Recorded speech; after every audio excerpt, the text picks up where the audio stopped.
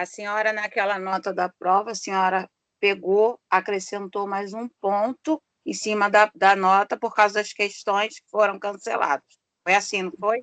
Isso. Tá. O ponto da prova só me deu. Só realmente faltou o trabalho. Só. Entendi.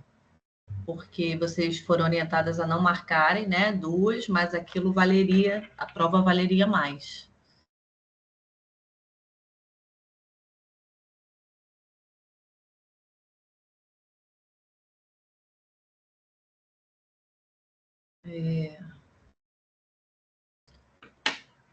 A gente precisa também começar a matéria, porque a gente tem mais um feriado daqui a pouco, né? Dia 2. Então, nós temos aula hoje, aula semana que vem, depois feriado. Depois semana de extensão, depois aula, depois revisão de prova, para prova, depois prova.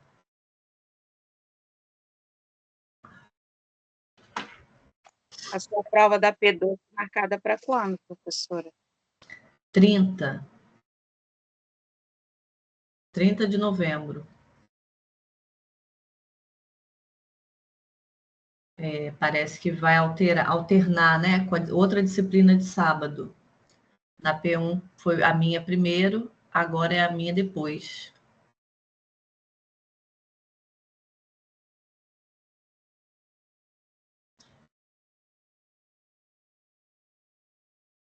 O pessoal está chegando.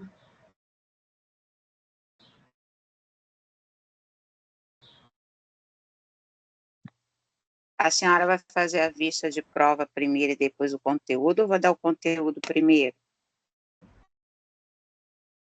Deixa eu só ver uma informação aqui e já te respondo. Foi Cássia que perguntou? Foi. Tá, só um instantinho. Já vou te responder.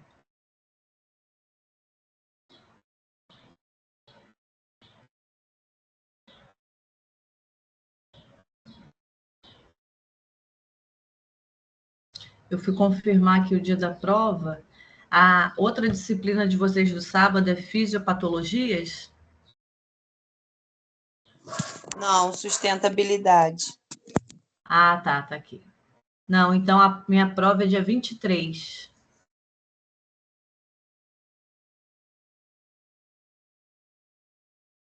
Prova 23.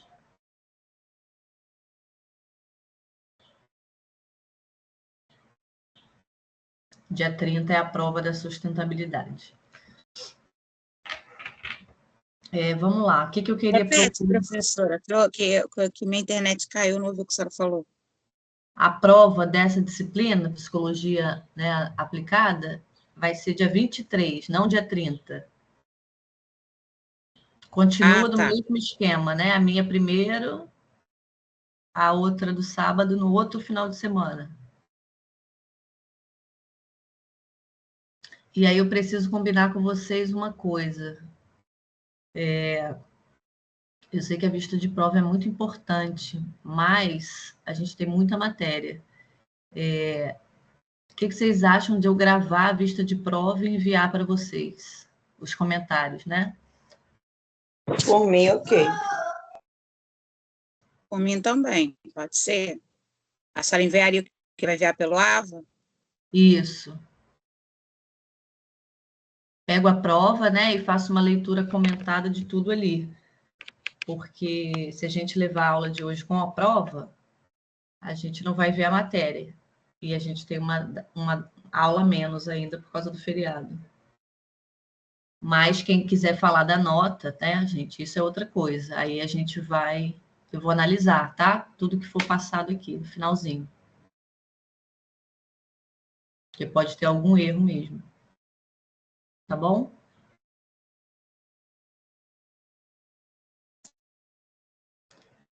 Então, vamos lá. O que acontece? A ação de extensão é uma prática, né, voltada para fora da universidade. Uma forma da universidade espalhar, né, o conhecimento, fazer com que aquele conhecimento chegue, né, à população, afete, de fato, a população. Não faz sentido a gente fazer um conhecimento e ficar guardadinho, né? Por isso que tem a extensão na universidade. E aí, cada curso, cada disciplina está fazendo uma proposta. A Priscila me enviou, né, a encomenda, e eu pensei em uma que eu preciso conversar com vocês hoje. Como é psicologia aplicada à nutrição, a minha ideia foi a gente poder produzir um folder, né, com orientações que falem sobre a relação, né, entre o comer saudável e os aspectos psicológicos, as emoções, né, as compulsões, o que pode ter ali de pano de fundo, que a gente viu um pouco lá no começo da matéria, e a gente continua vendo, hoje também a gente vai ver mais coisa. Então, a ideia foi a gente poder produzir um material explicativo, com orientações assim simples, né, numa linguagem simples, que a população entenda, e fazer essa ação na feira, feira de alimentos. Mas, professora, como que funcionaria com o total de alunos? Todo mundo vai fazer um tipo de folder diferente? Não, a gente trabalharia, Cíntia, na construção, né? Todo mundo trabalhando na construção do folder. Então, hoje eu já peço, né, É esses porque somos tópicos. 2 turmas. Sim, sim. Hoje eu já pediria, né, esses tópicos, e aí todos os tópicos eu traria aqui para a gente poder sintetizar, né, tirar um pouquinho de cada um e construir esse folder. Porque não dá para ser uma coisa longa, né? São orientações breves. E também contaria, né? A ação de extensão vai contar como nosso segundo trabalho. Então, a produção do folder e a participação na feira. Porque não é só fazer o folder, né? É orientar o que é aquele folder, que conteúdo é aquele, junto comigo. No dia 9 de novembro. Porque, inclusive, a nossa aula é no horário da feira. Sabe o horário? É no horário da sua aula? No horário da minha aula acontece a feira, ali perto do Polo 3. Vocês conhecem essa feira? Feirinha? Sim, Não, sim. eu não penso não. Perto do Até, posto de gasolina. isso, até no dia da prova, voltando, né? Eu vi que estava acontecendo. Tem todo sábado. É em frente aonde fica, que sempre acontece a Fleet, Aquele Campo do Grande, campo de né? aviação, perto do campo de aviação. É atrás do Isso. fórum. E por que lá, né, gente? Porque ali a gente tá, as pessoas estão, né? É uma feira de alimentos, né? Então as pessoas estão com o objetivo de adquirir, de comer, né? E socializar. Então, achei que era um lugar adequado para esse tipo, né, de intervenção. E aí a gente precisaria estar lá para fazer essa orientação, como uma ação da universidade, né? Professora, e quem não vai poder comparecer nesse dia? Então, teoricamente, seria o dia da aula, né? Mesma coisa. Sim, tipo, porque tem gente que trabalha. No meu caso, não é isso. No meu caso, eu tenho um evento para poder participar. E esse evento é pago. Eu já tinha pago esse evento há muito tempo. Uhum. Então, tipo assim, ficou no mesmo dia, calhou de cair no mesmo dia. E o evento não é aqui, é no Rio. E eu vou precisar sair de casa de madrugada. Eu vou ver com a Priscila, né, o que a gente pode fazer para quem tiver essa justificativa desse dia. Mas, considerando, né, claro que quem tem uma justificativa tem uma justificativa, mas considerando que é o dia e horário da aula, a gente conta que bastante, né, que um grupo grande possa ir, porque um grupo grande está aqui. É somente no Sim, horário da aula, Aí, tá, no gente? caso, assim, a senhora vai dividir os tópicos, e esses tópicos vão ser divididos para os grupos, serem feitos em cima dos tópicos, isso? Isso, na verdade, assim, todos os grupos já montados, né, que fizeram o trabalho, eu vou passar as orientações assim, escrevam um trechinho, um parágrafo sobre esse assunto. Aí a gente vai pegar todos esses parágrafos e tentar dar uma enxugada e fazer um só, né? Cada um vai ter uma coisa ali para acrescentar, um olhar que o outro Entendi. grupo não colocou, e aí a gente faz um formatinho, né? Breve, assim, que caiba num folder, né? Com imagens, com desenhos também, divulgando o curso de vocês, o período.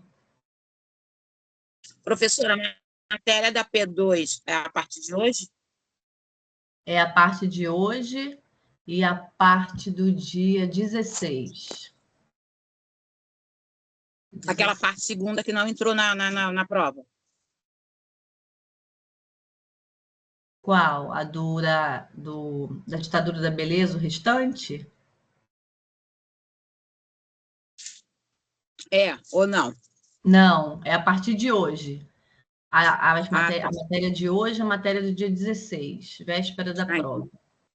Tá bom. Tá? Como eu gosto de fazer a revisão, gente, e nós temos um feriado, o que eu faço? Gravo uma revisão e envio para vocês, tá? Tem 2 gravações aqui, vista de prova e revisão lá depois do dia 16, tá? Não faz sentido fazer a revisão antes, né?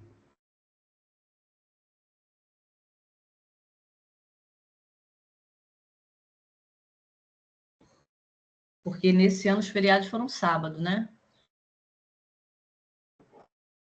Estão sendo sábado. Professora, Pode falar, Giovana. sobre o folder, vai ser um modelo só de folder ou cada grupo vai produzir o seu folder? Como que vai ser? Achei um pouco vago ainda. Sim, Não eu vou entendi passar certo. depois escrito, né? É só para a gente não usar a aula toda para falar disso, mas vou te responder. Ok, É um modelo só, Giovana, para a gente dar as mesmas orientações no dia, tá? Para a gente aqui na turma, né? Cada ideia que o grupo levantar faz sentido, mas a gente não pode fazer uma ação para a sociedade, cada um falando uma coisa. Então, a gente vai construir ali um padrãozinho em que tudo esteja correto, né? Resumido, objetivo e correto, nada fora, né? Do que a disciplina propõe, e aí a gente orienta com aquele padrão. Cada um tem uma maneira de falar, né? Um jeito de explicar, mas as informações serão as mesmas, para a gente não passar a informação, né? Ah, um grupo passou isso, outro grupo passou uma ideia contraditória, né? Tá bom? ok. Mas aí eu mando escrito, tá? Para os representantes direitinho. A proposta para vocês enviarem por e-mail, e aí daqueles parágrafos, tá, gente? É breve. O folder é sempre, né? Folder que a gente recebe aí na rua, né? É sempre objetivo. Não dá para ser A um gente já fake. fez uma criação de um folder, a gente tem uma noção de como criar. Vocês fizeram? Ah, que bom. Já sim. Isso ajuda, né? Porque a Então, no população. caso, a gente vai estar enviando a informação por e-mail, você que vai estar elaborando, criando esse folder? Eu vou dando uns recortes e envio para vocês, tá? Para vocês irem dando retorno também. Ok. Pelo WhatsApp, pelas representantes, para ficar mais ágil, né? Imagens também que vocês queiram incluir, vocês podem enviar esse arquivo, tá bom? Mas eu escrevo direitinho e envio. Deixa eu anotar mais uma coisa. As orientações, né? O que eu queria, gente, de fato, né, com o folder? Que a gente construísse o folder em uma aula. Mas a gente não tem essa aula. Né? Que seria, por exemplo, o dia 15. O dia 15 não, desculpa, 15 é outro feriado, dia 2, né? A gente poderia construir aqui, gastar o tempo construindo, recortando aqui. Mas a gente não tem.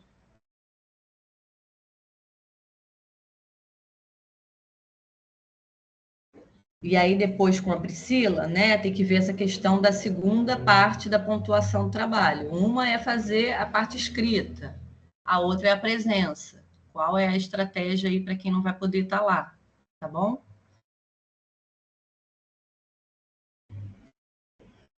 Tá bom.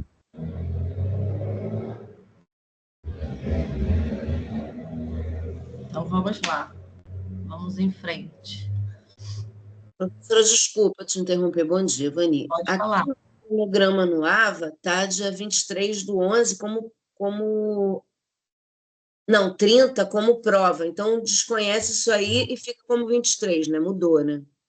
Sim, eu acabei de olhar naquela tabela que a Priscila enviou, porque no outro curso que eu dou aula, costuma acontecer isso, né? A gente troca quem deu a prova primeiro da prova depois.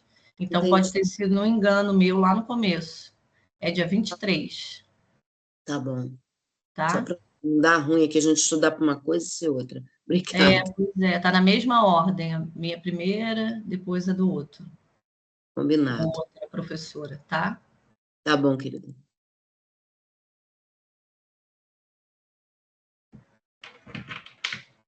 Deixa eu abrir aqui.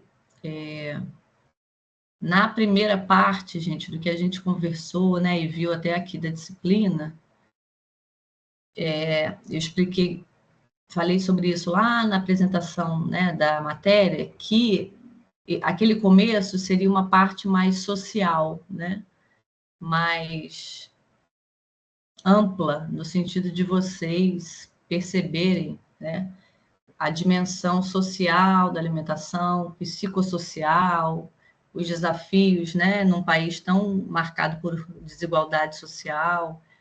Então, aqueles fatores todos, a ditadura da beleza, que é um movimento social, né, um fenômeno social que afeta o corpo das mulheres. E agora a gente começa a entrar na parte mais clínica, na parte mais psicológica ali do um a um, né, do indivíduo, não da sociedade, do coletivo. Então, agora, na aula de hoje, a gente vai falar sobre algumas questões comportamentais que as autoras trazem no livro Nutrição Comportamental, que é um livro que faz uma ponte, né, entre nutrição e psicologia o tempo todo, e que é a bibliografia base para essa disciplina. Sei que durante o período, né, às vezes não dá tempo de ler os capítulos, de ler tudo o que quer, mas fica, né, a recomendação desses livros que estão lá na biblioteca, né, para algum momento, para as férias, para ler um capítulo, tudo, qualquer parte desse livro que vocês lerem é lucro, tá, gente? E tudo ali é importante. Então, a aula de hoje, por exemplo, ó, deixa eu ver aqui quantos capítulos eu usei do livro.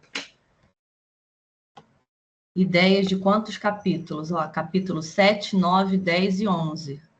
Então, tudo que está lá é muito relevante, né? É um livro muito bem escrito, fácil de entender. Então, fica a recomendação. E aí a gente entra aqui na parte, então, mais comportamental. Deixa eu... Já compartilhei, né? Está aparecendo aí o slide para vocês. Sim. Sim. Então, a nutrição comportamental, né? Do que ela vai tratar, do que se trata? De se entender o porquê, né? E o que se come. O porquê é aquele conjunto de fatores que a gente viu, né, que tem relevância. A gente não come só para ficar nutrido. A gente come porque está triste, a gente come porque está feliz, a gente come porque está com ansiedade, a gente não come porque está com ansiedade também, né? Isso também acontece. Então, também afeta a alimentação no sentido do não comer, né? Que também não é saudável, por exemplo. E o que se come também. A gente viu lá fatores sociais que afetam as escolhas, o acesso, mas agora a gente também vai ver fatores comportamentais. O social tem mais a ver com o bloco, né, com o coletivo, como que um grupo de pessoas é atingido, e o comportamental é mais individual, né, como que aquela pessoa reage, aquela criança, aquele homem, aquela mulher. Então, a gente vai falar sobre aspectos mais individuais agora, né? A autora começa um capítulo falando sobre o valor da informação. E aqui, né, é importante a gente até associar esse folder a essa informação que a gente vai passar lá na feira, de como, para a nutrição, né, a informação é muito importante, o valor da informação é muito importante. O cuidado com a informação que se passa, o cuidado com a veracidade do que se passa, porque esse profissional são vistos como aqueles que sabem mais falar sobre alimentação, né? Então, uma fala que oriente alguma coisa que não esteja correta vai gerar conflito, né, naquela pessoa, assim, né? Mas eu ouvi isso de uma nutricionista, né? Eu estou seguindo porque a nutricionista falou, então tem um peso aí, né? E aí as autoras falam que fizeram uma pesquisa e que indicou que a fala dos profissionais de saúde foi tida como uma das maiores fontes de informação de qualidade. Quando perguntaram, né, aonde que você se informa para se alimentar saudável? Então, a resposta era, com o profissional da saúde dessa área, nutrição. Então, tem um peso, né, uma responsabilidade. Elas falam também sobre informação dessa característica dicotômica. O que é isso? Né? É quando a própria nutrição traz informações contraditórias, que a gente sabe que isso existe, né? As pesquisas vão acontecendo, então uma hora o ovo é saudável, outra hora o ovo não é, né? E isso para a população, né? Fica ali uma dicotomia, uma divisão. Mas então o que eu faço, né? Então, as informações contraditórias também afetam, né, essa escolha, essa orientação, né, do que fazer. Elas falam da abordagem psicossocial, como a abordagem que deve ser seguida, né, pela profissão de vocês e eu diria, como hoje em dia, para qualquer profissional de saúde, né? A saúde está ampliada, então ela inclui cada palavrinha aqui, né? Ainda tem o espiritual, que essas autoras não falam, mas para outros campos existe ainda. E é uma ideia ampla, né? Elas falam de ter um olhar amplo para abordar, né, os pacientes, as pessoas que vocês atendam, de forma que o propósito seja orientar sobre contextos saudáveis e não apenas alimentos saudáveis, né? Então, não é falar de uma coisa isolada, né? Não é falar do ovo de forma isolada, é falar de um contexto. Vai aparecer daqui a pouco, em algum slide, a palavra equilíbrio, né? É falar do equilíbrio, é falar de uma coisa, não vou usar a palavra dieta, mas é falar de uma orientação que possa ser mantida, né, que possa ser sustentável. Não adianta poder fazer uma semana, né, e depois você não poder fazer mais. Então, é algo que possa se manter no tempo, né, um projeto de longo prazo, de autocuidado, né, de carinho consigo mesmo, não sobre o agora, né? Então, essa semana eu posso comer isso que fui orientada, mas semana que vem eu já não posso. Então, isso não é um contexto saudável, né?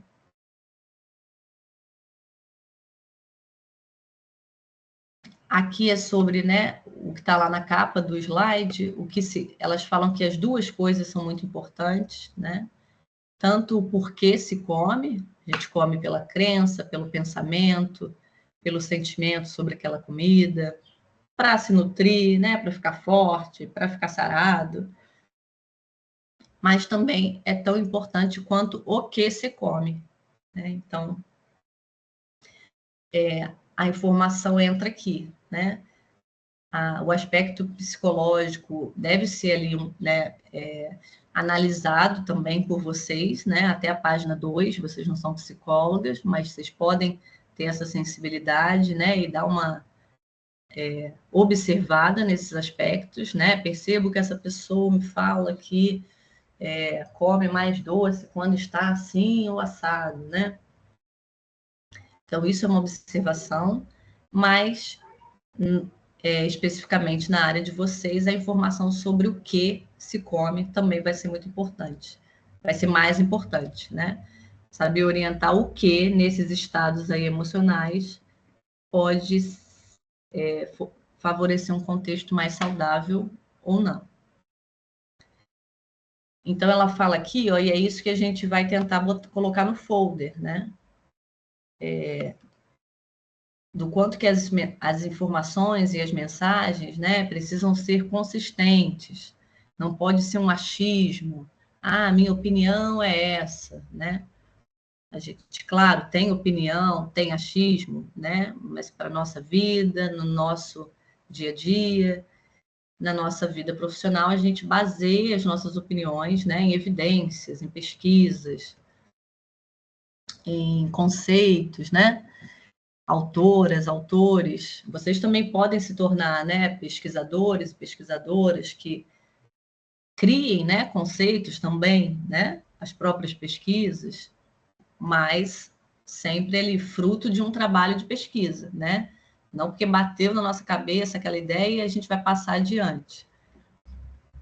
Então, essas pesquisas, aqui é muito importante também ressaltar que elas falam, né, mensagens baseadas em evidências, mas que validem, olha só, o prazer de comer e o equilíbrio. Tá aí o equilíbrio, né? Validar, dizer que não é só a nutrição, né? Não é só o aspecto nutritivo da alimentação. Isso eu acho, gente, uma coisa muito importante da gente colocar no folder, né? Essa ideia de que a alimentação não é só para manter, né, um corpo acordado e vivo, né, biologicamente. Vai além, tem outras questões aí. Então, o prazer, né, a socialização. Algumas pessoas, né, quando estão numa dieta muito restritiva, de prazer, de alegria, né, até deixam de socializar, deixam de frequentar lugares. Então, a vida também vai ficando mais restrita, né? Então, acho que esse papel aí, esse tópico é importante de alguma forma de aparecer lá.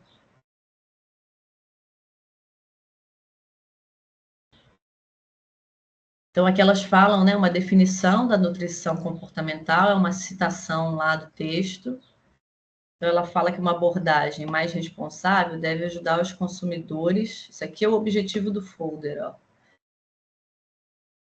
ajudar os consumidores a entender sobre alimentação saudável, promover mudanças no estilo de vida de forma ampliada, né? Incluindo o contexto da vida, não é excluindo, né? Vocês não vão atender alguém, né? Orientar alguém, consultar alguém, né? Querendo tirar aquela pessoa do contexto que ele vive, né? Daquela realidade. Ah, tá bom, a sua realidade é essa, mas a minha orientação é essa, né? Completamente oposta. Não faz sentido, né? Vai durar um dia, uma semana. Então, incluindo o contexto, né? Ah, o contexto da senhora é esse, então vamos pensar nesse contexto, né? O contexto dessa adolescente é esse, vamos pensar nesse contexto. Eu estou no contexto do SUS, eu estou no contexto particular, eu estou em qual contexto, né? Incluindo isso. Sem isso, né, vai ser muito fora da realidade da pessoa e não vai ser possível seguir, né? Pelo contrário, vai gerar frustração. Então, aqui elas falam, né, de início, do valor da informação, e aqui começam alguns conceitos, né, dessa área de estudo que é a nutrição comportamental. Comer intuitivo, né? Tem um nome em inglês, né, que umas autoras que trouxeram, criaram um livro com esse nome, mas aqui para a gente é o comer intuitivo, e é baseada na ideia da intuição, né, da gente poder pressupor, né, coisas com o nosso próprio corpo, né, a partir das nossas sensações. Então, aqui ela fala de lidar de forma não racional. Se a gente pensar em intuição, né, é aquilo que a gente sabe, percebe de alguma maneira, mas a gente não pensou sobre aquilo, né? É algum sinal que a gente tem, né, de que algo está acontecendo e não sabe explicar. Então, associado à alimentação, elas falam que é uma forma não racional de perceber os sinais e as emoções do nosso corpo, né? Estar atento ao nosso corpo, observar, uma autoobservação sobre o nosso corpo. E que faz muito sentido, né, uma proposta dessa nessa sociedade atual tão acelerada, tão rápida, tão veloz, né, em que tudo é acelerado. A alimentação ela não mais acontece, né, no geral, assim, de uma maneira isolada, né, organizada. Ela acontece muitas vezes entre uma atividade e outra, né, no meio, correndo, dirigindo, no ônibus, estudando, ouvindo, lendo.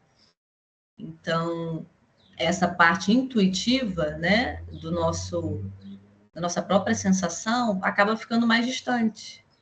Né? Eu comi, não sei nem o que eu comi, né? Nem percebi que eu comi. E isso afeta também a nossa saciedade, né?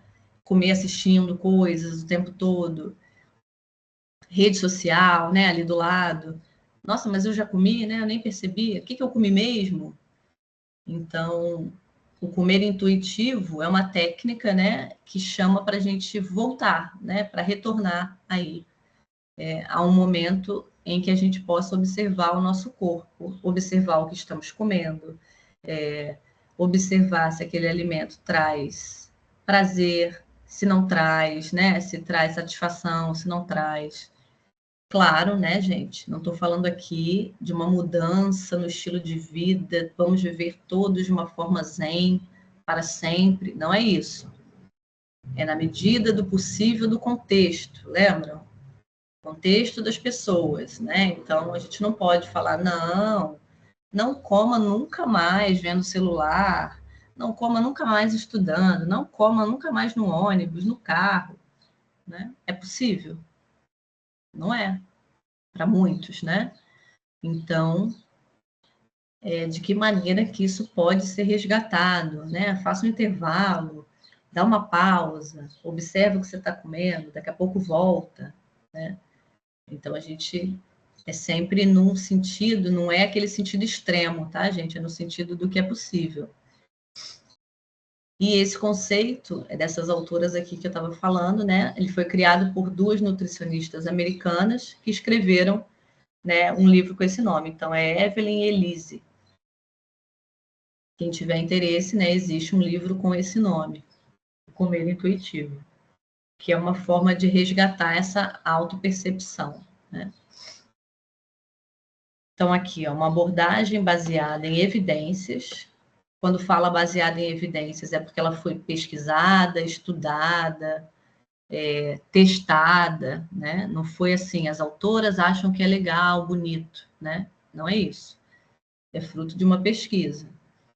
Então, ensina ali, né? Eu não gosto muito dessa palavra ensina, porque fica uma coisa muito de professora, né? Como se o outro não soubesse coisas, mas é o que traz o livro. Ensina pessoas a terem uma relação saudável com a comida e a se tornarem experts dos seus próprios corpos, né? Então, é poder olhar, né? Olhar e sentir. Olhar é perceber, né? A gente não olha para o nosso corpo internamente, né? Não é raio-x, mas a gente percebe. Isso me causou, né, um mal-estar, isso me causou uma alegria, isso me causou uma memória, né? Esse alimento, por exemplo, esse cheiro, né? Então, estar em contato, estar em um pouco mais de contato com o nosso próprio corpo. E aí, só fazendo um parênteses, né? O que eu vou falar agora não é do livro, não é das autoras. Mas eu, enquanto psicóloga que trabalho no ambulatório de saúde mental e hospital, né? A gente vê no ambulatório, principalmente, que é o lugar da terapia, muitas pessoas adoecidas, né? Também por não terem mais nenhum contato com o próprio corpo. Há muito tempo, né? não saberem o que o seu próprio corpo está pedindo, sentindo. Então, a gente tem, por exemplo, casos de, né, essa sociedade, ela não deixa a gente parar, né? O ritmo dela é frenético. E, às vezes, a parte da vida que dá sinais para a gente parar é o nosso corpo. Para a gente diminuir o ritmo é o nosso corpo. E quando isso não é escutado, né, ou não pode ser escutado pelas pressões aí da vida, o corpo reage, né? Adoece, sente. Então, muitos casos de ansiedade, né, tem a ver com isso. Muitos casos, às vezes, até de um AVC, AVE, tem a ver com isso, né? O corpo foi pedindo, o corpo foi sinalizando, mas não foi possível parar. Então, é só uma associação aqui ao que acontece na saúde mental também, né? E nos hospitais, enfim.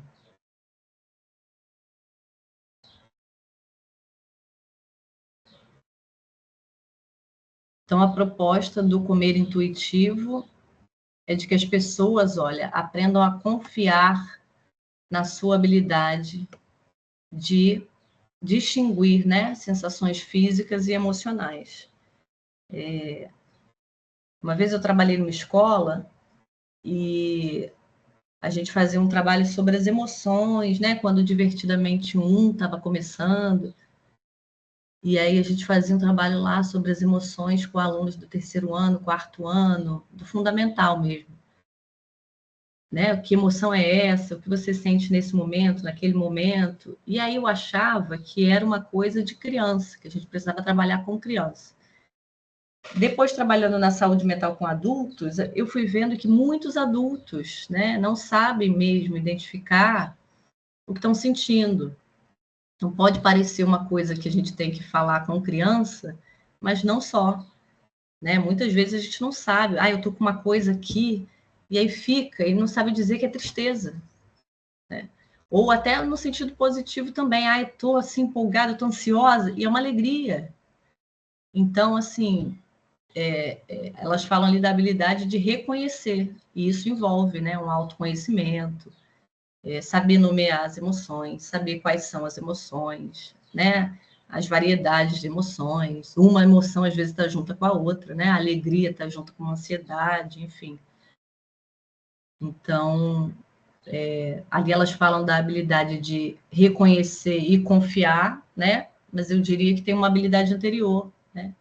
De primeiro, o que é isso que eu estou sentindo, né? E não é um defeito, tá, gente? Não estou falando que as pessoas não sabem porque é uma questão cognitiva. Não é isso, né? É que a gente não teve uma educação emocional, né? Orientações sobre isso. Agora isso vem mudando, né? Agora se fala disso nas escolas. Divertidamente cumpre um papel social, né? De falar isso para diferentes públicos. Tanto que o filme faz muito sucesso com adultos, né? O 1 e o 2. Porque viu-se que não é só um assunto para crianças, né? Então, confiando, né, confiando nessa nossa habilidade, não, eu sei o que eu estou sentindo, eu consigo reconhecer isso, né? Elas falam que isso pode gerar, pode desenvolver uma sabedoria corporal. Opa, né? Sei o que está acontecendo no meu corpo. E, gente, não é só no sentido, né, que a gente muitas vezes observa, mas observa, assim, o quanto engordou, observa o quanto emagreceu, observa se está com celulite. Não é isso, tá, gente? Isso é ditadura da beleza. Isso é o que colocaram para gente na nossa cabeça que é importante observar. Aqui ela está falando de um aspecto mais interno também, né? Estou feliz, né? Estou satisfeita, não estou satisfeita. Então é mais subjetivo, tá bom? Estou falando um pouco apressado. Pode falar. Desculpa, professora. Eu só ia perguntar se isso é tipo quando a gente sabe que já está saciado ou quando a gente sente que está com fome. Para, por exemplo, não comer mais do que deve ou não comer. Sei lá, tipo, você sentir, tipo, você entender que você está com fome, Ou então, quando você está comendo, você saber que você já não está mais com fome para você comer mais do que isso, que seria comer intuitivo? Sim, também. Aí tá certo, né, Patrícia? Mas não fica só na parte orgânica, né? A parte da saciedade, uma parte orgânica, né? Encheu ou não encheu, né? Mas também vai além, vai para a parte emocional, né? Me encheu, mas não era bem isso que eu queria. Então, assim, o orgânico pode estar saciado, mas o prazer não. Então, é estar atento a isso, né? Mas me faltou uma coisinha boa que eu queria, né? E por que será que eu queria isso nessa hora, né? Eu já fiz uma experiência parecida, assim, né? Que eu percebi que eu busco um chocolate muitas vezes quando eu estou triste. Muitas vezes. Muitas vezes. Eu não sou do doce. Então, se eu busco um doce, eu falo, o que está acontecendo mesmo? Né? Então, é uma autopercepção já. E que é individual, né? É de cada um. Então, poder ir se mapeando, sabe? Por dentro, assim. Não só em relação à saciedade, tá? Entendi. Eu estou falando assim, gente, mais correndo, né? Porque é muito conteúdo. E daqui a pouco eu paro um pouquinho, mas se vocês quiserem fazer perguntas, podem me interromper, tá? Eu só estou acelerando porque é muita coisa e temos pouco tempo. Estou tentando marcar aqui o que é mais importante também, tá bom? Então, aqui elas voltam, ó. Não tem como a gente falar de intuição, né, sem pressupor que o corpo está ligado à mente. Lembra lá daquela palavrinha, né, que apareceu aqui? Biopsicossocial. Ó, são 3 esferas, né, no mesmo contexto, na mesma vida. A gente tem a nossa parte biológica, tem a nossa parte psicológica e tem a nossa parte social na mesma vida, né? Então, para a gente ter essa sabedoria corporal, é preciso ter uma sintonia, né, entre a mente e o corpo. Muitas vezes o que causa sofrimento psíquico, psicológico, é não ter essa sintonia, né? O corpo te pede uma coisa, sua mente te pede outra. Então, eles não conversam, né? São inimigos, por exemplo. Né? Muitas vezes é o que acontece numa compulsão aí, né? A mente te pede uma coisa, uma questão emocional ali, o seu corpo te pede outra, e um trabalha contra o outro, né? Se não houver ali uma sintonia.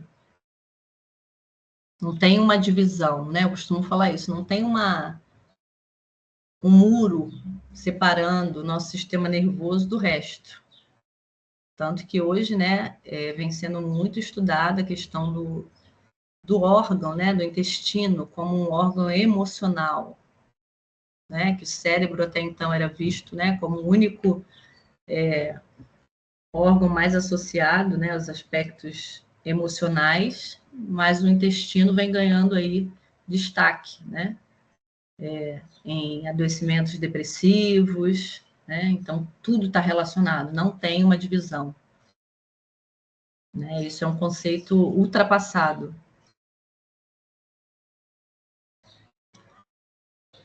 Então, elas falam aqui de 3 pilares, né, para se manter esse comer intuitivo, que seria uma permissão incondicional para comer, comer para atender a necessidades fisiológicas e não emocionais, né?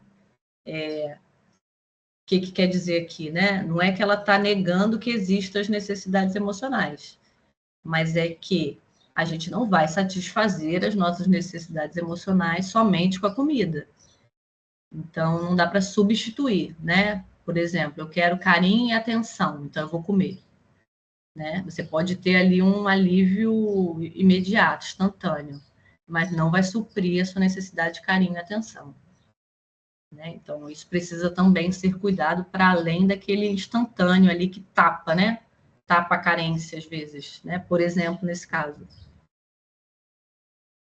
Então, são 3 pilares, tá, gente? Vou sinalizar aqui para vocês perceberem, que é muito texto. Permissão incondicional para comer, comer para atender necessidades fisiológicas, incluindo prazer aqui, tá, gente? E basear-se nos sinais internos de fome e saciedade. Aí tem a ver com o que você falou, né, Patrícia? Para determinar o que, quanto, quando.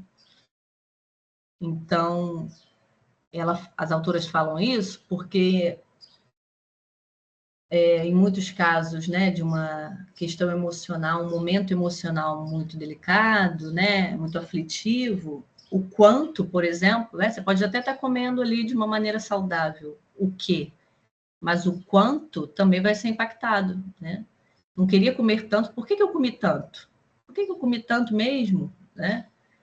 Então, entrar em contato com isso, né? Ah, me estressei, vim aqui, né? E aí aconteceu isso, né? Depois até passei mal, do tanto que comi. Então, estar atento aos sinais, né? Do corpo. E quando eu falo corpo, gente, não pensem que é só o corpo biológico, é o corpo emocional também, tá? Perguntas, comentários? Então, só para destacar, os 3 pilares são... Ó, permissão incondicional para comer, né? É não trabalhar com dietas, né? O comer intuitivo não trabalha com dietas, né? Não pode comer isso, não pode comer aquilo. Eles seguem mais a linha do equilíbrio, lembra? Então pode, né? Mas assim, quanto, como, onde, né? Comer, o outro pilar, comer para atender necessidades fisiológicas e não emocionais. Não vou curar minha carência na comida, né? Por exemplo. E se basear nos sinais internos de fome e saciedade. Estou com fome agora, né? Estou satisfeito agora? Qual quantidade que eu preciso, né?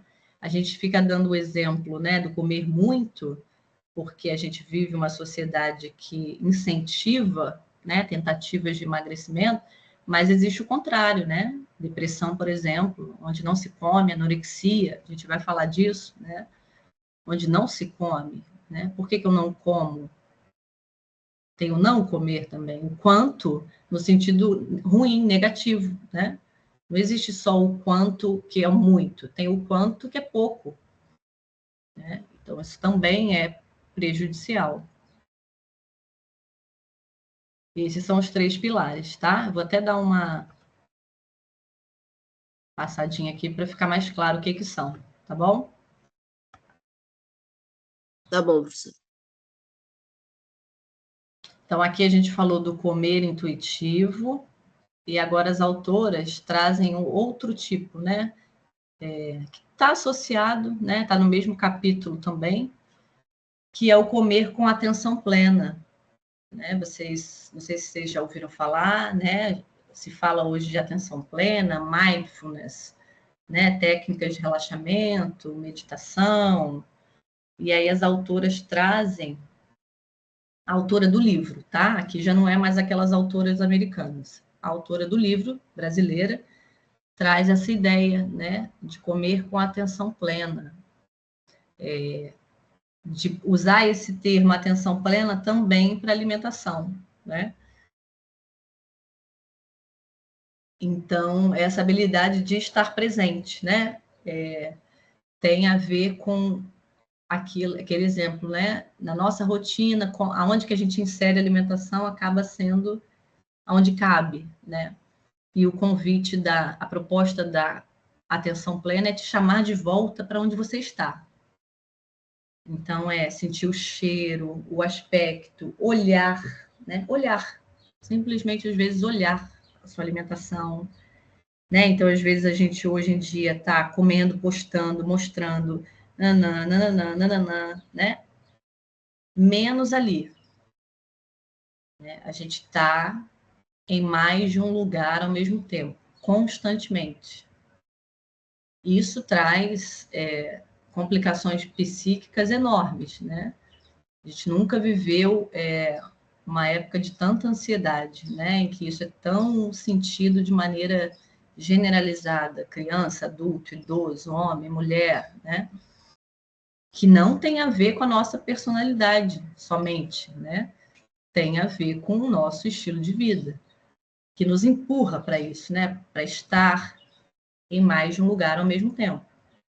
Ah, professora, mas eu só estou aqui sentada agora. Mesmo assim, a gente está em mais de um lugar. A gente está com o celular do lado, ou a gente está olhando o celular, ou a gente está resolvendo uma coisa da casa e a gente está na aula e a gente está ali, né? E a gente é empurrado para isso. Alguns lugares não tem a questão da sobrevivência em jogo, mas no Brasil tem, né? No Brasil tem, você que tem que equilibrar pratos, né? Para viver, para sobreviver, para conquistar algo. Então, a gente também é empurrado, né, socialmente para isso. Então, a atenção plena vem para trazer aí o resgate, né, uma proposta que tem a ver com essa técnica de relaxamento que surgiu lá na meditação, né, para trazer para a alimentação também. Então, aqui tem um exemplo ó, que indica bem, esse autor aqui traz um exemplo muito legal da gente observar e falar, mas o que é isso na prática, professora? E aí ele traz o exemplo, né? Se a gente pensar uma criança, né, a gente, vamos nem pensar na criança de hoje, que ela também está acelerada, mas uma criança, a gente, da nossa geração, né, da maioria aqui, tomando sorvete, né? Ela saiu, tomou um sorvete, ganhou um sorvete, está lá tomando sorvete. O quanto que essa criança consegue estar presente, tomando aquele sorvete, só naquilo. Né? O prazer dela, a atenção dela, está tudo voltado àquilo. Então, esse seria um exemplo de atenção plena. É como o próprio nome diz, né? Estar plenamente ali, no presente. E eu falei, não vamos nem pensar numa criança de hoje, porque eu já estou pensando assim, né? Dependendo da idade, eu vou postar, eu vou mostrar. Tem isso, né? Tem outros fatores em jogo, mas é essa habilidade. Fica claro, gente, o que é atenção plena?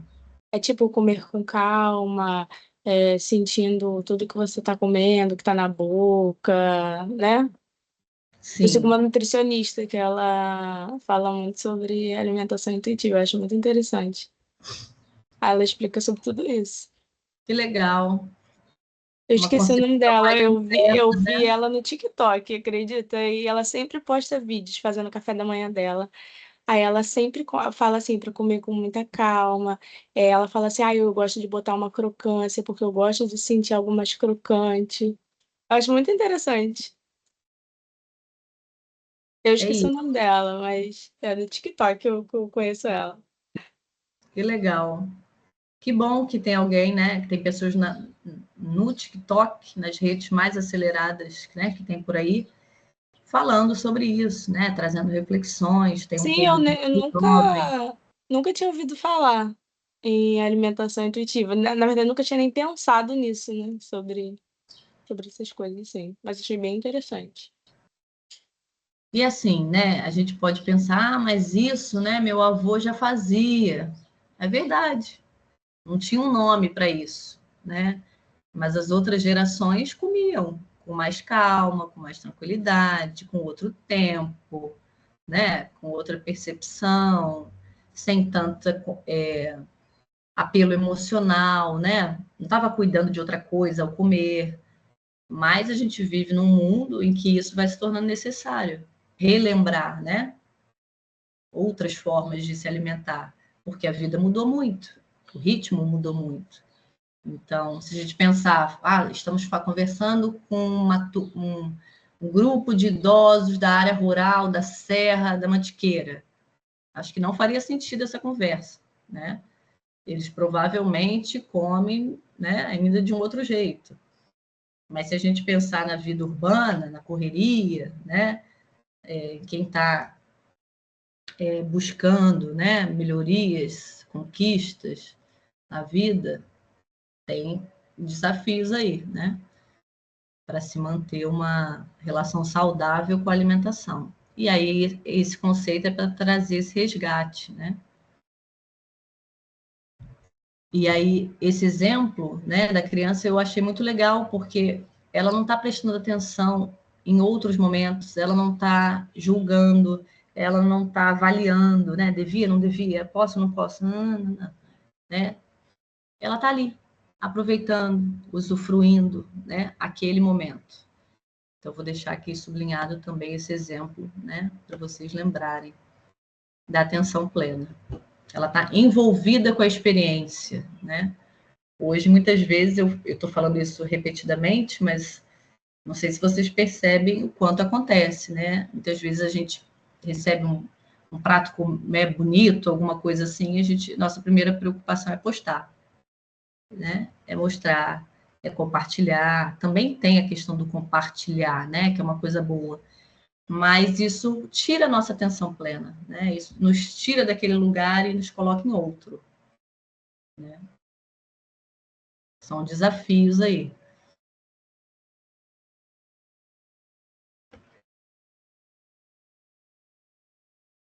Então, são vários assuntos, porque são vários capítulos, tá? Em uma aula.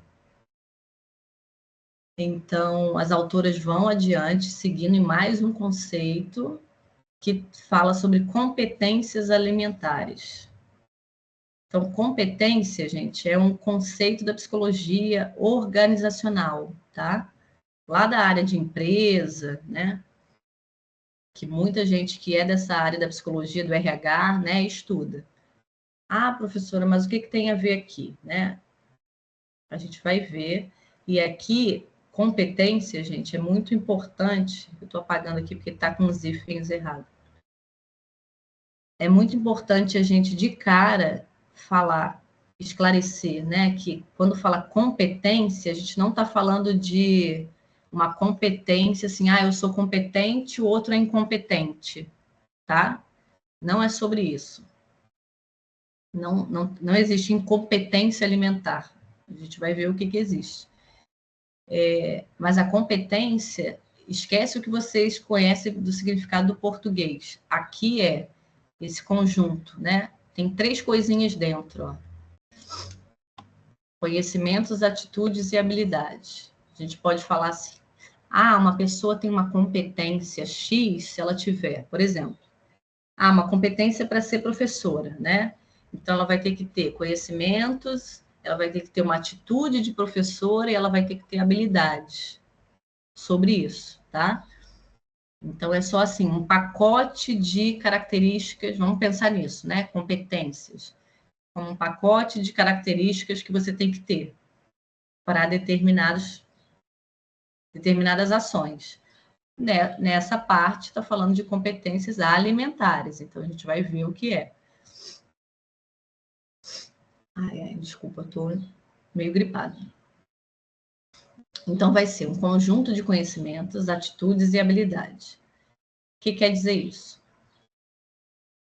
Para que um grupo de pessoas ou pessoas, né, individualmente, tenham competências alimentares, elas vão precisar ter conhecimentos sobre atitudes e habilidades. Para eu tornar aquela orientação nutricional, né? O trabalho de vocês lá com o paciente. Não vou falar capacitar, porque isso é um termo em desuso, né? Mas para eu aumentar ali as chances daquelas orientações darem certo. Se aquele paciente, aquele cliente, né, não tiver conhecimentos, né, ele não vai ter atitudes e habilidades, concordam? Porque ele não vai saber para onde direcionar. Ou ele até vai ter atitudes e habilidades, mas que não estão corretas, né, de acordo com os aspectos lá da nutrição. E ele pode ter também conhecimentos e habilidades, mas aí ele não tem atitude. Então, veja que para ter esse tipo de saber, né, colocar em prática, precisa das 3, tá? Então, aqui, ó, eles precisam ser integrados e articulados. O que é isso? Eles precisam trabalhar juntos, assim, né? E aí eles vão ser traduzidos na maneira, cadê?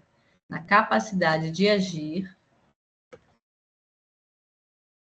ou desempenhar de maneira eficaz diante de uma situação. Então, é você dar recursos, né, para os pacientes, os clientes, né, as clientes, conseguirem, por exemplo, uma reeducação alimentar, né? Então, não adianta só frase motivacional, não adianta, né? Estou falando isso porque, às vezes, na rede social aparece uma coisa assim muito vaga, muito simples, né? Quando alguém faz de uma maneira ruim, né? Então, para aquele plano, por exemplo, né, de reeducação alimentar dar certo, né, ela vai precisar ter capacidade de agir de uma maneira eficaz com aquilo. Então, ela vai precisar dessas 3 coisinhas, né? Então, conhecimento, né, é uma coisa mais informativa, né? É ler um livro, ver uma pesquisa, receber um folder, né? Isso é você prestar um conhecimento para alguém. Atitude, né? O que eu faço com esse conhecimento? Ah, tá, agora eu já aprendi que é assim, isso aqui faz bem, isso aqui, aquilo. Mas como que eu coloco em prática, né? E habilidades, né? Que é um conjunto das duas. Diante disso, né? Eu vou desenvolvendo a habilidade de juntar o conhecimento e colocar em prática com a minha atitude. Então, eu vou ganhando habilidades, né? Ganhei habilidades agora de preparar, por exemplo, um café da manhã saudável quando eu não estou em casa, né? É uma habilidade adquirida, porque você já teve conhecimentos e atitudes em relação àquilo. Então, aqui, ser competente permite ser autônomo. Então, ó, autônomo em relação ao uso do saber. Não é só conhecimento, tá, gente? Acho que muitas vezes, assim, em diversas profissões, né, que envolvam cuidado com um paciente ou uma paciente, a coisa não dá certo, não vai além, porque fica muito no conhecimento, como se o nosso papel fosse só passar informação, né? Agora você já sabe, ué, né? Mas não acaba aí é o começo, né? Agora você já sabe, mas como que você integra? Como que você se torna autônomo? Você pega aquela sabedoria e coloca em prática, né? É isso. E aqui entra mais um conceito relacionado a essa competência. Vou botar de amarelinho. Que é autoeficácia. Alguém aqui já ouviu falar sobre?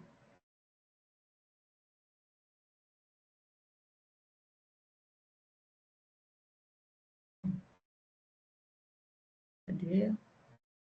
Não. É um conceito, né, da psicologia social, que também aparece na psicologia comportamental, cognitiva comportamental, que tem a ver com a nossa sensação de poder ou não realizar algo. Então, vamos pensar, né? Por exemplo, uma paciente com obesidade procurou vocês para um tratamento, né? Para uma reeducação alimentar. Está preocupada com a saúde, enfim, né? Os exames lá pedem isso. E aí ela vai, tem uma consulta, uma orientação, recebe várias informações e sai de lá falando assim, não, eu não consigo fazer isso, eu não sou capaz, né? Então, isso seria um exemplo de que a autoeficácia dela é baixa, né? Ou nem existe ainda. É a sensação de você ser capaz, ser eficiente, capaz não, tira esse termo, ser eficiente ou não, né? Ter possibilidade de fazer aquilo ou não. Que tem a ver com a sua personalidade, né? Mas também pode ser construída. Não é porque eu tenho uma autoeficácia baixa que vai ser assim para sempre. Né? Então, por exemplo, eu posso vir aqui, eu passo um trabalho super difícil. A professora passou um trabalho muito difícil, acho que esse eu não dou conta, não. Nem vou tentar, vou largar, não vou fazer, né? Isso seria, por exemplo, uma autoeficácia baixa. Eu acredito pouco que eu tenho possibilidade de fazer. Ah, então vai ser assim para sempre, porque eu nasci assim, professora? Não, né? Isso pode ser trabalhado. E na medida que você realiza alguma coisa e aquilo dá certo, digamos assim, né? Você tem uma memória de algo que deu certo e aquilo ajuda a construir mais autoeficácia. Não, mas uma vez eu tive um desafio e eu consegui, né? Então pode ser que eu consiga esse de novo, por exemplo, né? Então, voltando naquele exemplo da paciente, né? Uma outra paciente com o mesmo quadro clínico, né? Por isso que personalidade importa. O mesmo quadro lá, né? Obesidade, está fazendo mal à saúde, ela quer emagrecer, ou ele quer emagrecer. E aí ele chega lá, não, mas isso aqui eu dou conta, né? Tem algo da personalidade ali que tem uma autoeficácia um pouco maior, tá? Então, assim, é uma crença, né? Ela pode estar certa ou estar errada. Pode existir também assim, não, eu dou conta, isso aí é fácil, né? E não dar conta, aquilo não era fácil, né? Então, é uma crença do poder realizar alguma tarefa ou atividade, tá? Então, é quanto você confia na sua eficácia pessoal. Autoeficácia. Né? O quanto eu confio na minha possibilidade, tá? Capacidade não, tá, gente? Que é um termo capacitista, pejorativo, né? Fala que algumas pessoas são capazes, outras não. Não é isso. Né? É uma possibilidade. Quanto você confia ou não nisso. E isso aqui, por que está aqui a autoeficácia? Porque vai afetar a sua competência alimentar. Então, alguém que chega lá e fala, não tem possibilidade, não vai ser possível, né? Aí não volta nem na segunda consulta.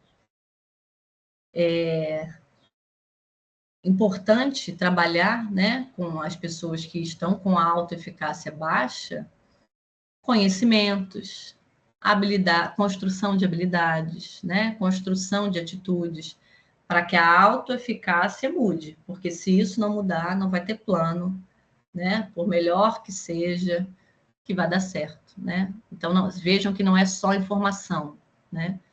A psicologia entra muito aí junto, né? Aspectos ali do quanto se acredita ser, né, possível atingir determinada meta de saúde, de estética, enfim, né?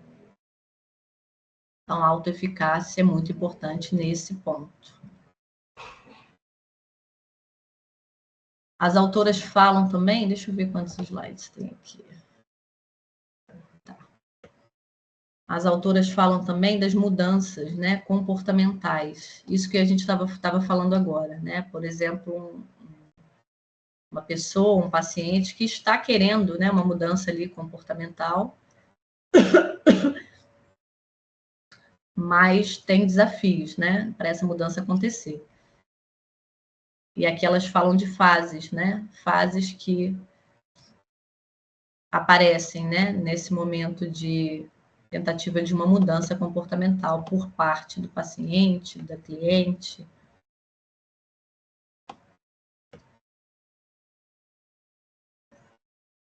Então, ela fala de que a nutrição, né, isso que eu estava falando, olha como a psicologia aparece, né? Ela fala que a nutrição, vocês não serão terapeutas, mas vocês serão terapeutas nutricionais. Então, além da prescrição, né, outras ferramentas vão ser, né, direcionadas à mudança comportamental. Então, muitos nutricionistas e homens nutricionistas, né, hoje trabalham em parcerias com a psicóloga, com a psicologia, ou estudam, né, fazem aperfeiçoamento nessa área. Por quê? Né? Chegou-se à conclusão de que não basta dar prescrição. Isso não é trabalho, isso não é facilitar mudanças em saúde, né? prescrição, orientação, dieta, né? Isso não é cuidado necessariamente, isso é uma informação, né? Isso pode ser dado numa palestra, numa roda de conversa, isso é uma informação, né? Mas um plano de cuidado vai além. O que a gente vai fazer lá na feira, por exemplo, né? É uma informação, é uma promoção da saúde, né? Mas não é um plano de cuidado terapêutico. Então, aqui elas falam, né,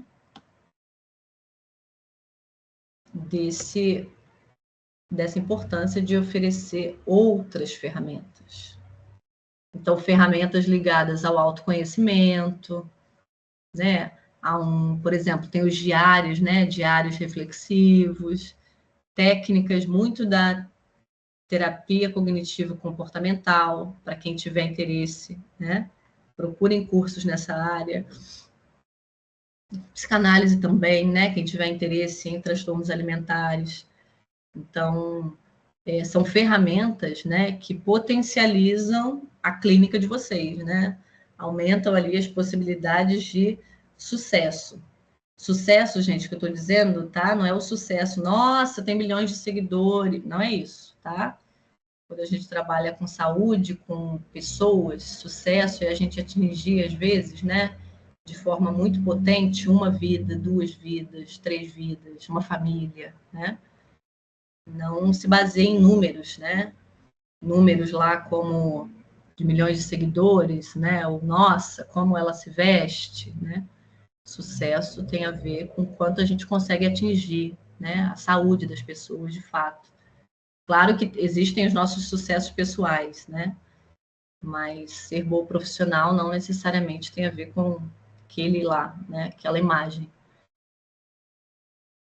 Então, para que essa mudança comportamental ocorra, as autoras do livro, né, falam de 4 etapas. 4 etapas. Então, aqui, né, elas vão falando como que se passa de uma etapa para outra, né? Aqui são para pessoas que estão buscando uma mudança de comportamento, né? Estão ali numa fase flertando com aquela mudança. Vou ou não vou, né? Quero ou não quero. Que é geralmente quando se procura, né? Uma nutrição, uma nutricionista, um nutricionista, né? Assim como acontece com a terapia, né? Vou ou não vou, quero ou não quero. Aí vai, não volta, né? Aí vai de novo, tenta outra vez. Então, são estágios, ó. Então, no primeiro estágio, elas falam que a gente é inconsciente, né? Do quão pouco sabemos da nossa não competência. Então, de cara, né? A gente pode... Primeiro atendimento. Pode... O tempo aqui da... Já passou 9h15, tá, gente? Mas eu preciso falar dessa parte aqui. E depois, qualquer coisa, eu pego escrito, tá? Quem quer falar da nota, ou fica aqui mais um pouquinho para falar. O primeiro estágio é aquele que o paciente, a pessoa que procura, né, nem sabe que ele não sabe sobre alimentação, né? Numa entrevista, numa anamnese, né? Aquela primeira entrevista mais longa que vocês vão fazer, a pessoa pode nem perceber que ela não sabe nada sobre alimentação saudável, né? Nossa, achei que eu soubesse alguma coisa, estou vendo que eu não, né? Não tenho informação sobre isso, nunca procurei. Então, esse primeiro ponto é quando você nem sabe que você não sabe, tá? É inconsciente, não penso sobre aquilo. Então, na hora que você reconhece, nossa, não sei sobre aspectos nutricionais de nada. Então, isso já é uma passagem para o segundo, né? É você se dar conta de que, poxa, até que poderia, né, fazer escolhas ali melhores, mas eu não conheço. Então, isso aí já é, como elas falam aqui, ó, uma passagem para o segundo ponto. Quando reconhecemos, né, adquirimos uma habilidade, podemos usá-la. Então, são 4 etapas. A primeira, somos inconscientes, né? Até do que a gente não sabe, chega sem saber que não sabe. Quando a gente assume que não sabe, já é um passo adiante, né? Então, aqui tem um resuminho dos 4. Primeiro, né? Inconscientemente, eu vou apagar esse termo incapacitado, porque não dá mais para ser usado. Inconsciente ou competência ou não competência inconsciente. Porque a gente pensa assim, o nível básico que a pessoa pode chegar é aquele que ela sabe que ela não sabe. Mas existe um anterior, tá, gente? Que ela nem sabe que ela não sabe. Dá para acompanhar o que eu estou falando? Não, professora, fui confuso. Tá. Porque a gente pensa assim, o paciente vai chegar para mim e vai falar que ele não sabe nada sobre alimentação saudável. Esse paciente que já chegou ali nesse ponto, ele já passou um estágio. Ele já se deu conta que ele não sabe. Entendeu? Porque tem pacientes que nem se deram conta. Então, ele não está mais, digamos assim, no zero de consciência sobre isso. Ele já pensou, né? Geralmente, o que chega no consultório, ele já fez uma, né? Justamente porque eu não sei, eu vou procurar. Já chega ali no ponto 2, né? Digamos assim. Tá? Porque o que não sabe, não pensa sobre isso, tá lá. Nem tchum para esses assuntos. Fica mais claro assim? Obrigada, professora. De nada. Então, aqui, ó, nesse ponto aqui, a gente pode dizer que é quando se chega, né, numa nutricionista. Olha aqui. Isso aqui, ó. Então, esse aqui, vamos dizer que está fora do consultório, né? Número 1. Está lá, lidando com a alimentação dele daquela forma, aí tem comprometimento na saúde, não faz ideia que é pelo aquele alimento que ele come. Então, assim, não faz ideia, né? Não associa uma coisa a outra. Aí alguém fez uma roda de conversa, vamos pensar, lá no postinho de saúde, aí ele, opa, acho que eu não sei nada sobre isso. Aí é o ponto 2, né? Ele já se dando conta, eu não sei nada sobre isso, acho que eu preciso saber, acho que é importante, se eu quiser mudar. Então, aqui, ó, nessa etapa já se reconhece o déficit. Não é da pessoa, não, tá, gente? Déficit de informação, daquela habilidade, tá? Não é, uma pessoa é pior ou melhor que a outra, deficiência, não é isso. Então, assim, na medida que eu reconheço aquilo, já tem alguma coisa ali, né, em andamento. Então, aqui, ó, errar é uma parte integral do processo. Aí entra o quê? A tolerância de vocês com o erro. Tolerância, né? Mas eu passei tudo tão direitinho para aquela família, para aquele paciente, para aquela mulher, para aquele homem. Eles fizeram tudo errado. Vocês vão tolerar? Não vão tolerar? Né? O erro vai fazer parte de um processo de mudança. Constantemente, né? Talvez o erro vá diminuindo, até entrar num equilíbrio ali, né? Mas o erro faz parte. Se a gente quiser a perfeição, não vai existir, né? Mudança nenhuma. Pelo contrário, vai gerar frustração. Se eu não posso errar, então eu largo o tratamento. Tchau. O erro faz parte do processo de aprendizado nesse estágio, tá vendo? Para descobrir como fazer. Então, passa-se para o próximo estágio, né? Errou, fez lá uma tentativa, não afetou a saúde como ele queria, faz nova tentativa, isso, a alimentação para mim não funcionou, esse café da manhã, fiquei fraco, fiquei mal, outro, né? Passa para o 3. Aqui, ó, já se entende ou sabe como fazer algo, mas isso requer concentração e o envolvimento consciente na execução da nova habilidade, né? Na manutenção daquele novo hábito, por exemplo. No 4, essa etapa final da mudança comportamental já se aprendeu, ó, e já se sabe agir de maneira diferente. Foi feito esforço consciente para acertar. Então, por meio da prática, aquilo se tornou uma habilidade natural, né? Era tão difícil eu acordar e tomar um café da manhã saudável, né, nutritivo, prazeroso, que deixasse meu dia melhor, né? Eu pratiquei, errei, aquilo virou uma habilidade, agora eu já consegui incluir na minha vida, por exemplo. Então, uma mudança já foi feita. Ok?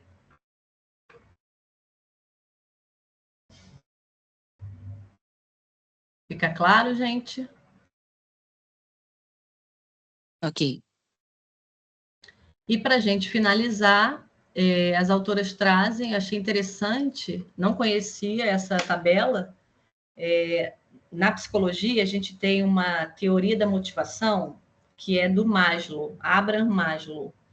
E as autoras da nutrição fizeram uma adaptação. É uma pirâmide, né? E o Abraham Maslow, ele fala o quê? As pessoas têm necessidades básicas. Então, se eu tiver com fome, não tem como eu me preocupar com a minha carreira, por exemplo, né? Não tem como eu me preocupar com a minha autorrealização, porque tem necessidades básicas. Deixa eu mostrar rapidamente para vocês aqui.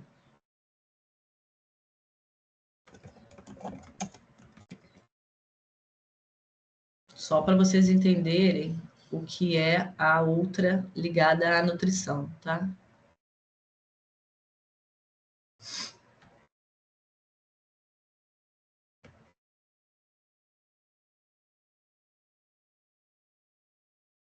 Compartilhar outra tela.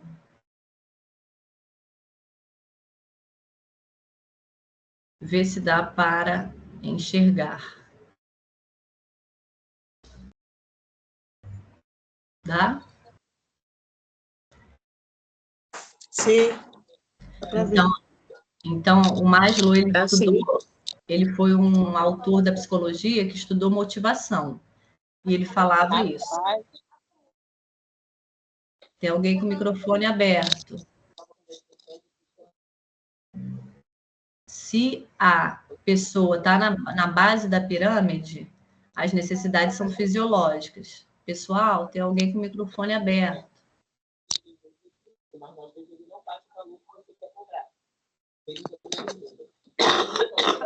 Seu microfone.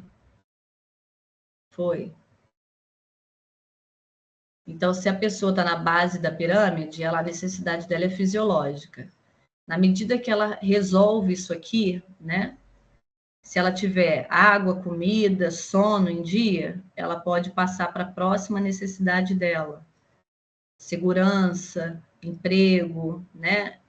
Saúde da família. Se isso aqui está satisfeito, ela pode se motivar a cuidar da próxima parte, né? Do amor, dos relacionamentos. Se isso está satisfeito, e assim vai, tá? Até o mais alto nível de motivação que a gente pode chegar, que é a nossa realização pessoal. Se a gente estiver passando fome, a gente não vai pensar em realização pessoal. Concordam? Sim, professora. É interessante, né? Porque, Sim, assim, né? Sem alimentação, nada acontece, né?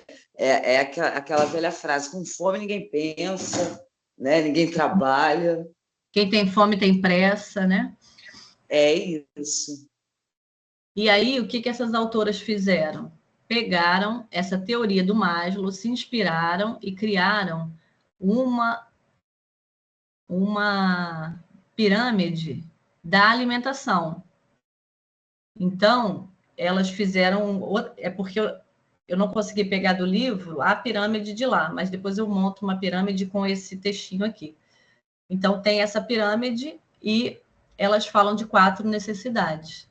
A primeira, então, elas chamaram hierarquia da necessidade de comida, inspirada naquele autor. Então, a primeira é a necessidade de comida suficiente. Se houver insegurança alimentar e fome, lembra que a gente viu lá, ter até questão de prova, né? Questões que influenciavam as escolhas, então pessoas, né, que precisam de uma saciedade maior não vão escolher, né, o alimento mais nutritivo e tal. Se há insegurança alimentar e fome, o valor nutricional não vai guiar a escolha alimentar, né? Então, tem a base ali, né? Depois, as pessoas precisam de comida aceitável. É subjetivo, né? Mas, assim, o que eu posso... disso aqui que eu tenho acesso, né? O que eu posso... o que eu aceito no meu grupo social, né? Comida normal, regular, né? Então, a gente passou ali do estágio da fome, por exemplo, para um nível normal. Ah, minha comida é normal, né? Tem nada demais, por exemplo, mas eu não passo fome, né? Então, essa já seria uma segunda escala da pirâmide. Na próxima, as pessoas seguras, né? Eu estou segura de que eu não tenho necessidade alimentar, não tenho escassez alimentar, né? Então, ó, seguras da quantidade adequada de alimentos aceitáveis e familiares, né, com o qual eu tenho ali contato, estou acostumada, eu posso garantir a disponibilidade alimentar para a próxima refeição, ao próximo dia. Então, eu já posso fazer o planejamento, o orçamento, o estoque. Então, já passou, né, daqueles níveis de necessidade básica. Fome, depois, assim, será que esse alimento é confiável? Eu posso comer? Passava fome, recebi uma comida. Essa comida é confiável? Eu posso comer? Né? Próximo nível, eu tenho acesso à alimentação, minha família, consigo fazer compra, guardar, né? E aí teria os últimos... o último... Professora, não está aparecendo slide para a gente, não, só está aparecendo a senhora. Ah, deixa eu voltar. Não voltei com o slide. Obrigada. Eu volto ali o que eu falei. Cadê?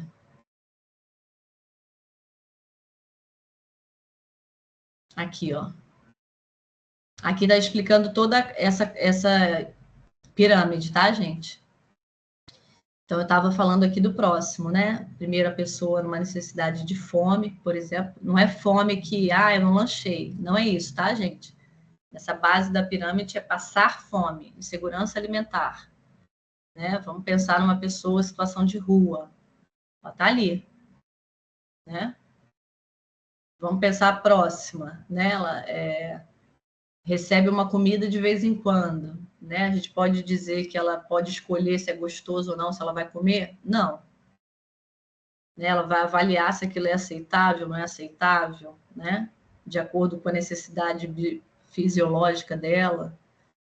Ali, aquele nível. Próximo nível, uma família, tem uma casa, tem um estoque, tem orçamento, faz as refeições, sabe que não vai faltar para a próxima refeição, tá? O topo da pirâmide, pensar numa comida saborosa, ó, a necessidade de comida saborosa só vem se a gente tiver o básico, concordam?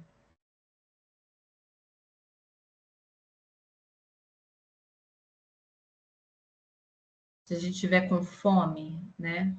Fome não a fome de um lanche que faltou, né? Se tiver escassez, a gente não vai pensar em comida saborosa, né? Então fica no topo da pirâmide.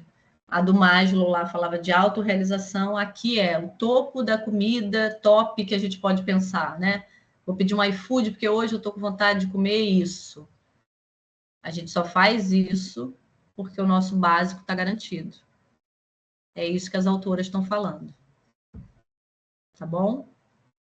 Sim, professora. Isso se enquadra, se encaixa nos níveis de insegurança leve, moderado e grave, né? Nos níveis de segurança alimentar?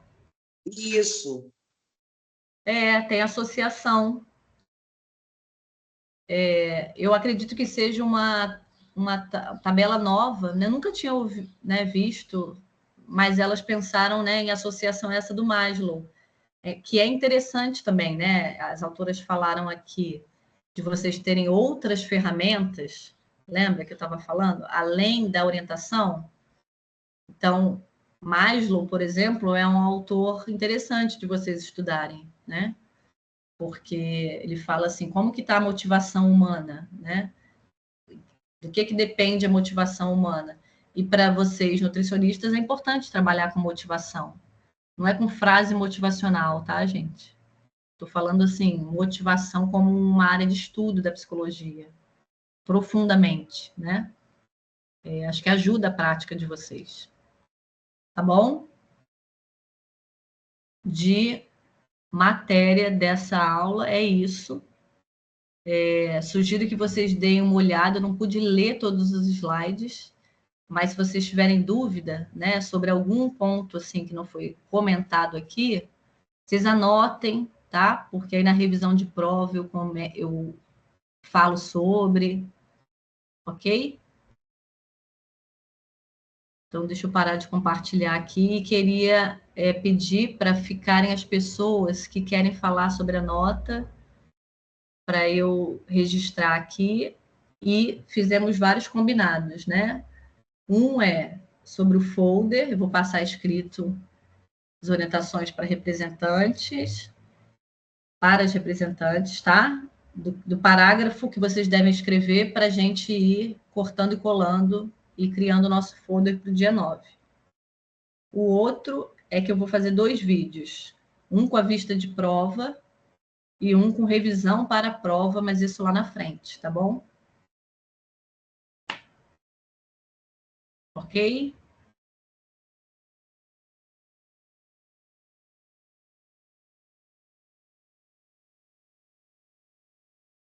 Deixa eu parar de compartilhar.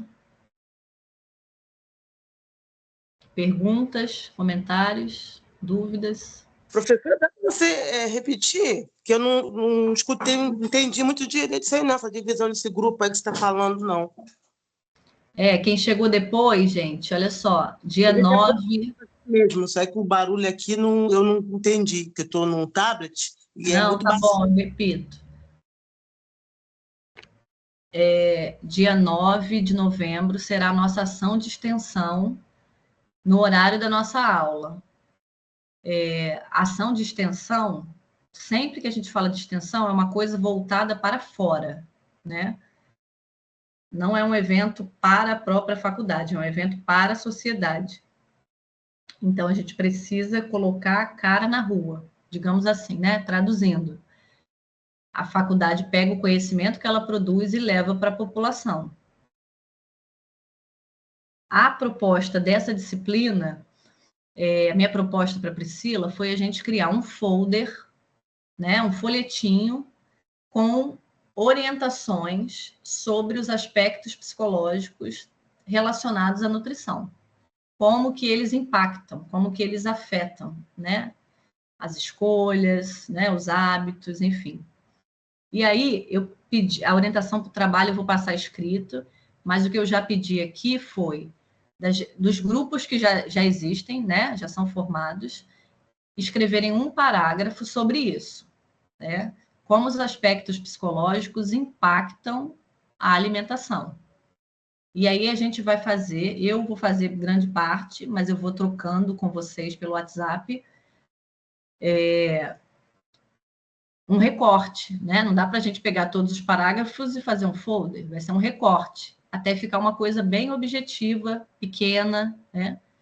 Isso é a primeira parte, construímos um folder. Dia 9 de novembro, nossa aula será a participação na Feira de Alimentos de Saquarema. Para quê, professora? A minha dúvida é só sobre a aula, a aula depois da sua, que é a aula da Renata. Como é que fica isso? A gente vai estar na rua. A aula dela também é online. Você vai ser acordado com ela para a gente não ter aula dela? Como é que vai ser isso? Vou falar com a Priscila. Obrigada por avisar. Que eu fiquei aqui, porque o meu tablet na rua é uma porcaria. Eu estou no Wi-Fi, né? E aí o Wi-Fi... Vocês vão estar perto da faculdade, eu não sei se isso ajuda, né? Porque a feira é ali do lado do polo. Porque a aula também é online, né? Entendi. Entendeu? Mas eu vou ver isso com a Priscila. Professora, a feira não é perto do polo, não. É um pouquinho distante. Perto do fórum. Perto do fórum. Isso. E aí, gente, a ideia seria essa. Por quê? A feira é no horário da nossa aula, né? E uma feira de alimentos. Pensei que não teria um local... pensei que seria um local bem bacana, assim, né? Da proposta. Mas esses detalhes, né, da aula eu vejo com a Priscila e dou um retorno a vocês, tá bom? E escrevo lá direitinho as orientações para o folder para vocês terem escrito. E a vista de prova, eu vou gravar um vídeo comentando a prova, porque se eu fosse fazer hoje aqui, né, a gente não teria esse conteúdo e a gente tem mais feriados pela frente, dia 2. Ok? A senhora vai fazer chamada ou já salvou pelo... Já salvei. Quem não me passou, né, a Patrícia, a Kelly, me passaram vários nomes de pessoas pedindo a revisão, e esses eu já anotei. Quem não passou, peço que fique aqui, por favor, para me passar, tá? E é isso, gente. Bom final de semana. Já fez a chamada, professora? Oi? Eu já fiz a chamada? Não, eu pego aqui da lista de presença, tá bom? Tá bom, tá bom. Tchau, bom final de semana. Tchau, Tá bom. gente. Bom final de semana. Boa Tchau. aula.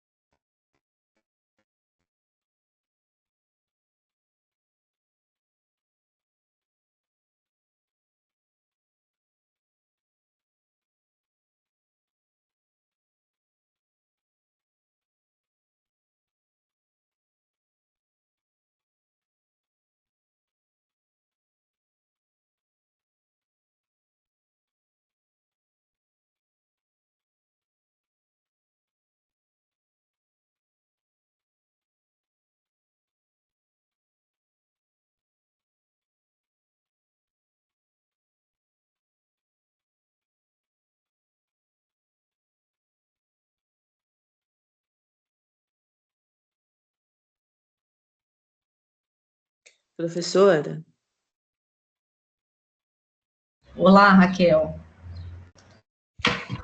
no anotar os nomes agora do pessoal que está com a nota. Sim, Pode passar para você, então. pode. Raquel da Silva Macedo, turma A. A sua nota está com o quê? Você sabe? Eu fiquei com 5,1 no prova fácil, na prova, e só que lá no TOTUS está marcando 7. Deixa eu só parar de gravar aqui, Raquel, só um instantinho. Senão fica tudo que você falar lá. É o quê?